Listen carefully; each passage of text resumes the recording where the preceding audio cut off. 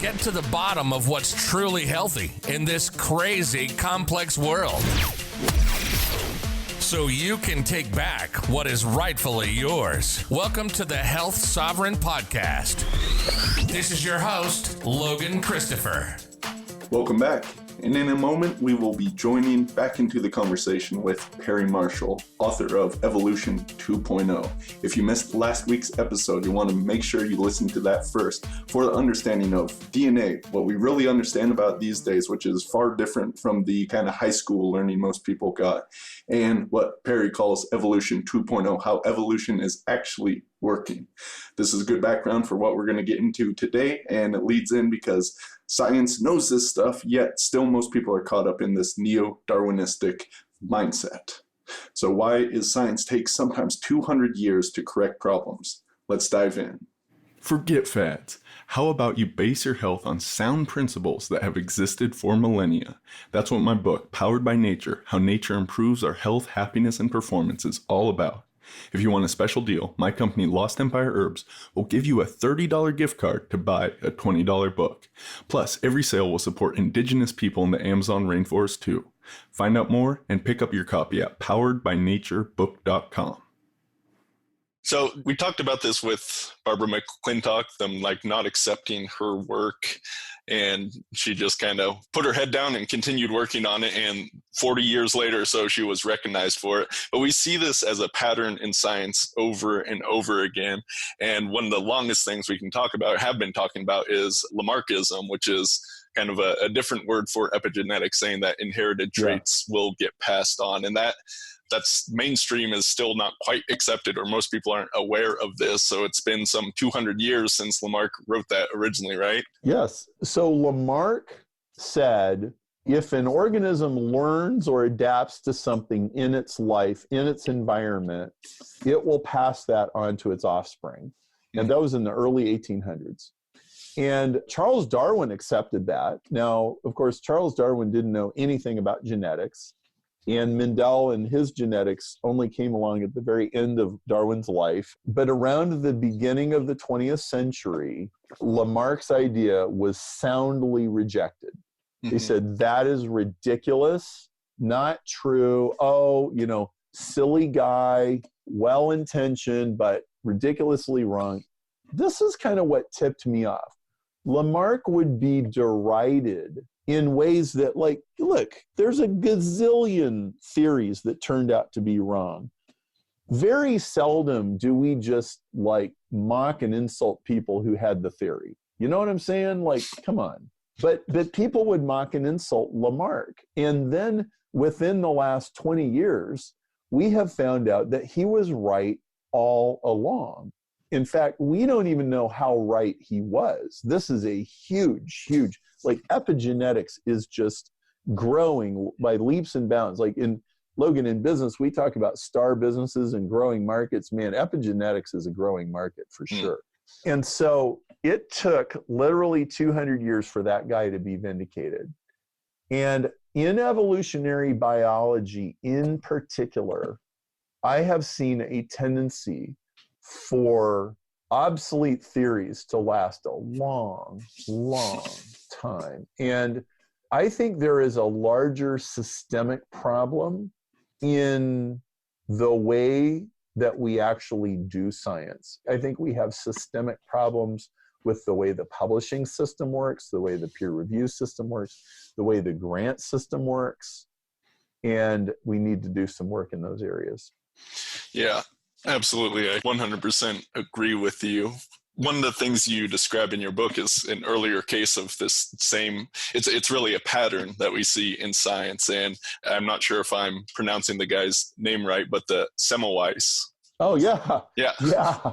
Semmelweis reflex. And this was a guy that through experimentation figured out that women were dying in one hospital a lot more than other one, and basically it was because this was before we knew about bacteria or microbes, and doctors were not washing their hands, and they would go from an autopsy to delivering a baby, and a lot of people ended up dying this way. So he had this theory, he kind of proved it out. If they wash their hands with chlorine essentially, then the death rate went down, but he just got laughed at to the point where he ended up in a mental institution as an alcoholic and then died a bit later.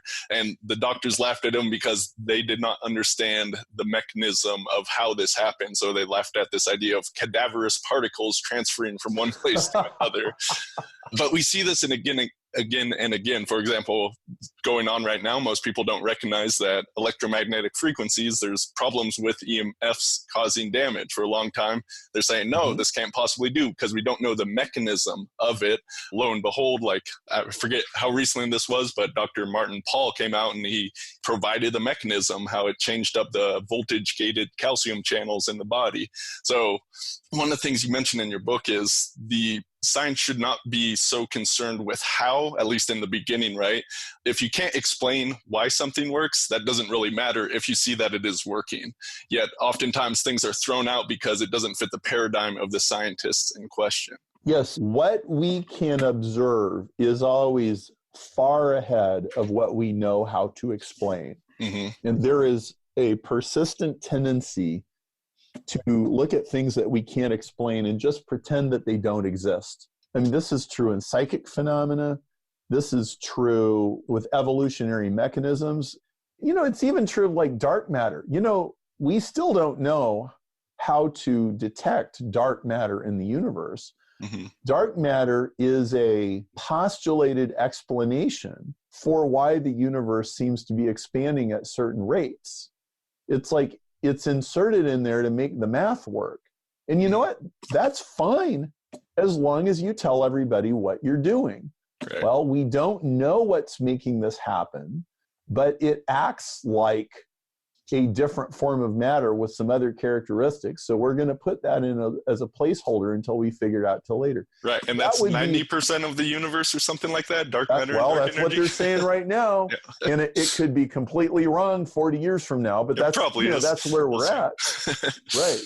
Or string theory. You know, from what I'm told, string theory is starting to get tough sledding now. There's a growing consensus that it's not actually right. But it seems like it's been fairly represented as, well, this is one possible explanation. I don't think most people were made to believe that it was like definitely the explanation. And so, okay, that's fair. So I had a conversation with a physicist the other day, and I said, I was referring to this problem of old models hanging on way too long and science being too politicized. And I said, how bad is this problem on a scale of 1 to 10? He said, well, it depends on what field you're in. He said, if you're in physics, it's probably a 3. And he said, in biology, it's probably an 8. And I said, why is it a much worse problem in biology than it is in physics? And he said, I think it's because the foundations of physics are pretty well agreed upon and understood. Nobody's arguing too much about the real core, you know, what really makes physics tick. He said, we still don't have a foundation set of principles for biology, even though people pretend that we do. We don't know what makes biology tick. We don't know why biological things know how to heal themselves, you know, and non-biological things don't. Erwin Schrödinger in the 1940s, he called it negative entropy. He said organisms turn chaos into order instead of just order into chaos. And he said they don't appear to be violating any laws of physics, but we don't know how they do it. Well, guess what? The same is true now. We still haven't figured it out. That is exactly what my prize is about. How do you reverse entropy? And I don't mean thermodynamic entropy. I mean, how do you turn chaos into order with information? Because that's exactly what biology does.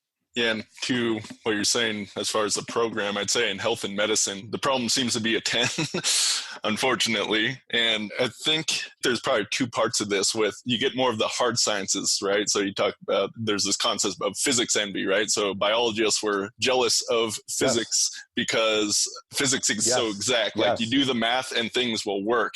That doesn't happen in biology. So really, it does seem we need to separate out different sciences and recognize that they're different. Some follow more linear cause effect things, while other things are much more vast, complex systems that we cannot get there.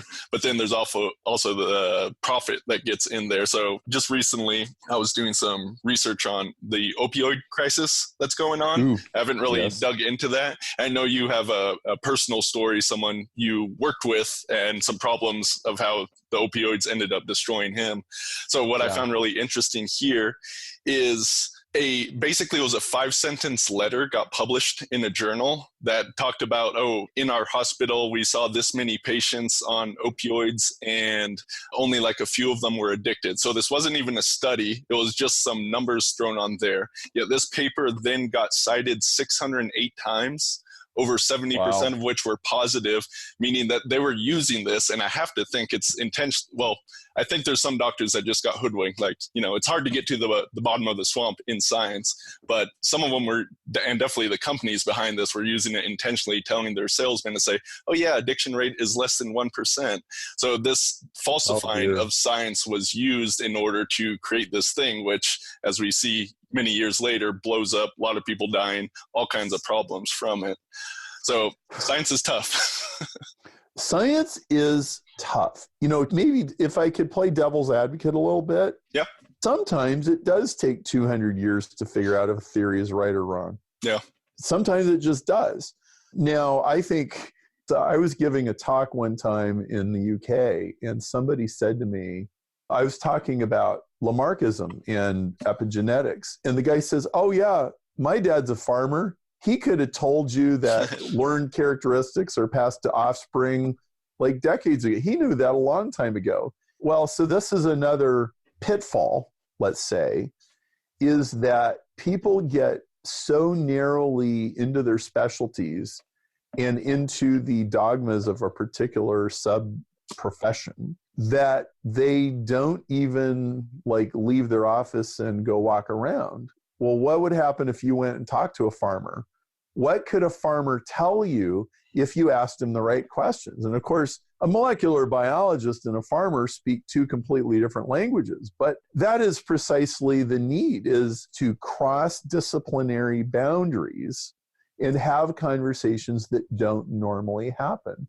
Because an outsider can see a flaw much easier than you, right? It's the old proverb that Jesus said, you fool, take the log out of your own eye, and then you will be able to see the speck in your brother's eye. I mean, and we're all guilty of it. I'm not pretending to be immune to this. I agree with that. And it does seem like it's more important. Like, we can't have 200 years longer of us not understanding this stuff about DNA as we begin to amp up the genetic engineering that's going on. And I was just poking around. Some of the things that they've done is they were editing rabbits to get leaner, and somehow in doing this, they ended up with larger tongues. They were editing pigs for the same reason, and they grew an extra vertebrae. And then even with CRISPR, what has been described as, you can change single base pairs in the DNA, they're finding that outside DNA is getting in. So Stuart Newman from New York Medical College, cell biologist, founding member of the Council of Responsible Genetics, and he said, I have little doubt E. coli DNA has been inadvertently incorporated into many CRISPR targets and is likely to cause problems as it has in the horned cattle. So cattle, they edited them to get rid of the horns, and they're finding all this errant DNA that should not be there. So as we are doing this stuff, it seems if we don't correct, we might just cause some big problems. So people have this idea that an organism DNA is like a blueprint for a factory. It's like, okay, so these are the instructions for the HVAC system, and these are the instructions for the water cooler, and these are the instructions for, well, it doesn't exactly work that way. In biology, genes are part of networks, and one gene can be used by dozens or hundreds of different systems in the body in different ways. Okay, here's a crude analogy. You're reading a novel, and the word she could refer to somebody who was named 14 pages ago. Mm-hmm. And you know who they're talking about because of the context. And the context is 64 different things. That's kind of how genes work. And so it's not at all surprising that if you modify genes in order to get leaner rabbits, that all of a sudden you'd get a fatter tongue, or that if you edited the DNA in order to get a certain change in a pig, you would get an extra vertebra. Well, it's because nobody understands the genetic protocol. It would be like if Microsoft had some programming language that was proprietary and we only understood 5% of it and the rest of it was a complete mystery.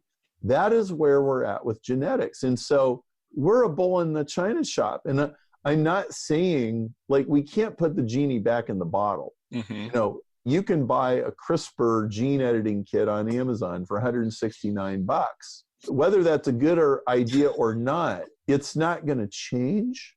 So we better darn well have a lot of respect for biology, and we better understood, hey people, we barely understand this at all. And we could make some horrific, irreversible mistakes if the wrong people get careless with us. Yeah, I agree. It seems with science, it's often goes down like an arrogant path of thinking we know a lot more than we know. For instance, with junk DNA, you mentioned just labeling it junk when we clearly do not understand its role or what it possibly does. Is like, oh, that's all junk. I mean, the real reason is they didn't understand it, but they had the theories, neo-Darwinism, oh, it's just random leftover stuff from random mutations was the idea. But that if you carry this arrogance forward, I'm just reminded of this quote I heard from a guy, Daniel Schmachenberger, recently. As we begin to have the power of the gods, say with genetics, with nanotechnology, AI, even without the real artificial intelligence, just machine learning, that's going to revolutionize things. So as we begin to have the power of the gods, we need to have the wisdom of the gods to handle that, or else we're somewhat screwed.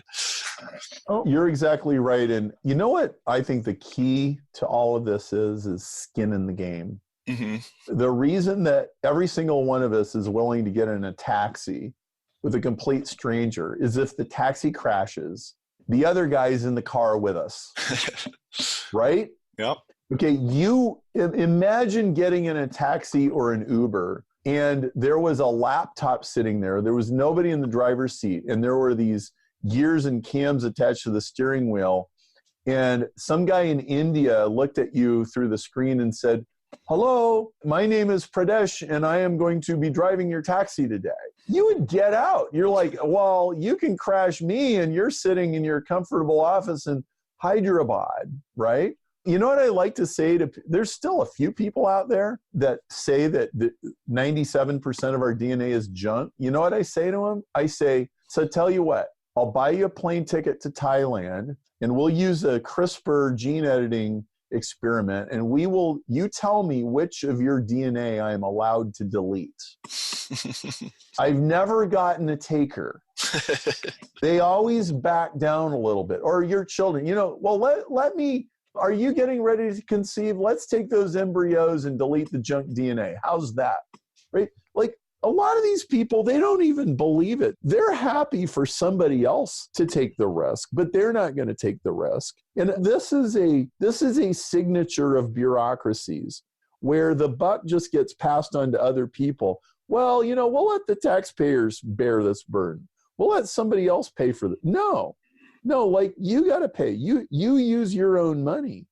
And so I think if the people doing CRISPR experiments, if we can hold to the standard that they bear the consequences of whatever mistakes they make personally, then I think we're going to have a whole lot fewer mistakes. Mm-hmm.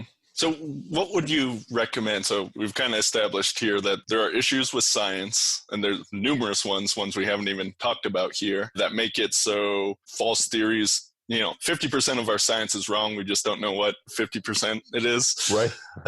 Right. And yeah, like 50% Just in like studies. advertising. Yeah. Yep. Yeah. So with that in mind, what can like the average person do? Because to actually like get to the bottom of something, most people aren't reading science papers like you and I happen to be. So what can the average person do with that in mind, knowing that so much of the science is wrong and leading us down wrong paths? Well, if you have listened to this conversation and if you found it interesting and you want to know more, I would suggest that you read the people that I have found illuminating. So I'll tell you a quick story. 3 years ago, I went to a conference in London at the Royal Society. It was a meeting about all of the new theories of evolution. It was fascinating. And I met a guy named John Hands who wrote a book called Cosmos Sapiens by John Hands. It is a 700-page book. It starts literally with the birth of the universe, and it goes all the way through 14 billion years to the future of consciousness and the question of consciousness in humans and all of these different things. And he and I had never had any form of contact. And he's got a whole section in his book on evolution. He came to virtually identical conclusions about evolution as I did. There's another guy named Bill Miller, who is a radiologist who has written books about evolution, came to nearly identical conclusions. Dennis Noble, who's one of my prize judges, is a physiologist, came to nearly identical conclusions. You know what's funny about all these people? They're all outsiders. So I was an electrical engineer. John Hands was essentially, let's call him a historian. Dennis Noble is physiologist. James Shapiro got his bachelor's degree in English at Harvard University before getting a genetics degree at Cambridge and has been a renegade in evolution for the last 40 years. All of these people came to nearly identical conclusions because the biology profession was not allowed to tell any of us what to think. So first of all, I want you to notice the general pattern here of interdisciplinary explainers, people who go outside of their normal profession and they try to understand other professions under a common rubric of principles. And then I want to specifically say that if you want to go read books about this that can be trusted, read John Hands, read my work, read Dennis Noble, read Jim Shapiro, read Bill Miller. William Miller is actually how he's authored on Amazon. And you'll see this remarkable consilience. And then, I imagine you probably, I know you're familiar with the Paul Stamets interview on Joe Rogan. You realize he says almost the same thing I'm saying, except he's coming from mycelium and mushrooms, but yet their overall biology is almost identical. And I just got off the phone an hour ago with Joel Salatin. I don't know if you know who he is. He's like a renegade agriculture guy. Yep. Almost has an identical view of biology as all of the other guys that I just talked about. And so I see a convergence of thinking across a whole bunch of fields where we might disagree about little details, but what everybody seems to agree on is that nature is self-aware and nature itself is intelligent down to the cellular level. Or Bonnie Bassler's TED Talk called How Bacteria Talk. Everybody should watch that. Go to YouTube and type in How Bacteria Talk and watch this TED Talk by Bonnie Bassler. There are themes, they keep coming up over and over and over again. And so if you start thinking of your body as a living thing that has some form of self-awareness, kind of like your dog does, rather than thinking of it as a mechanical machine, machines, if your ball bearings in your bicycle stop working, they don't heal. And when you talk to them, they don't respond. But see, living things are an entirely different matter. We don't know what makes it tick, but we don't have to know to understand that it does. And so I think there's a return to more traditional views of nature that long predate Darwin or the Industrial Revolution or modern agriculture. And I think this is extremely important. Yeah, absolutely. I think that's good. And that idea of looking for the outsiders. So if you want to generalize this to other topics, so instead of listening to doctors for your health, which obviously they have their place, but listen to outsiders like myself, that might help you out. Well, yeah, it's why. So I have a regular doctor. I always also have a Chinese medicine doctor. Yeah, like I that idea of Chinese board of advisory, have like multiple people with different perspectives for health issues. Yes.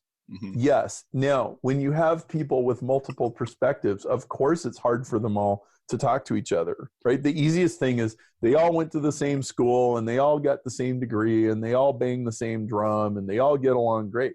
Okay, yeah, but they all have blind spots, right? And so there's more work in a plurality of perspectives. But I think as a general life philosophy, Logan, you've said to me, one of my goals in life is to be a Renaissance man. Well, that's what a Renaissance man does. A Renaissance man goes, and you do this. I mean, this is why we're talking. You go around to all kinds of different fields and you say, well, I'm in a room full of chiropractors right now. What can I learn from them? And I'm in a room full of real estate agents. What can I learn from them? I'm in a room full of hedge fund managers.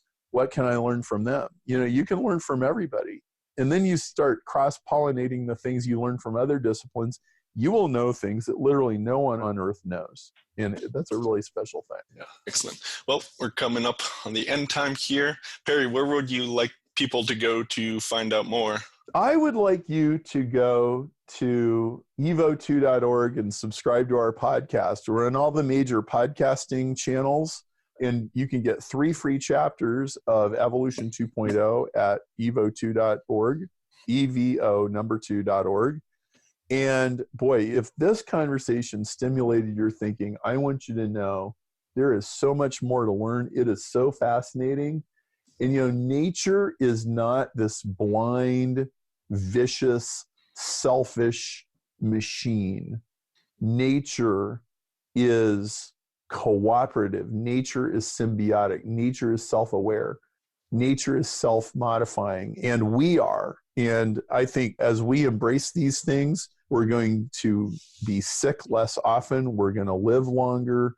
We are going to make technologies that are more harmonious with the planet. So, Logan, I really appreciate what you're doing. I'm one of your customers. I buy stuff from you. Thank you for doing what you're doing, and I hope people keep listening to your podcasts. Thank you very much, Perry. And let me say, I've read Perry's Evolution 2.0 book 2 times now. I've listened to every episode of his podcast. It's one I regularly listen to, so highly recommended to check it out.